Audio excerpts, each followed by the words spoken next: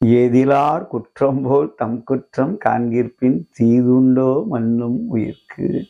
190வது குறள் 19வது அதிகாரம் பார்த்தீங்கன்னா புறங்கூறாமை என்ற அதிகாரம். இது மாத்திரம் வாழ்வியலாகும்.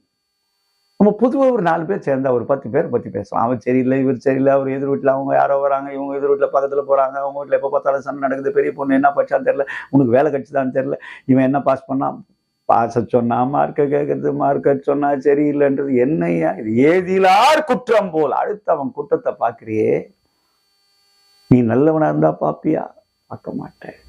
நம்மை பார்த்து நாம் ஏன்னா அடுத்தவங்களை பத்தி பார்க்கும்போது நம்மளுடைய அத்தனை சக்தியும் விரயமாகிறது. It dissipates. All your energy gets exhausted. போது, உடஞ்சி போகுது. அப்ப நீ என்ன பண்ண? உன்னை நோக்கி பார்.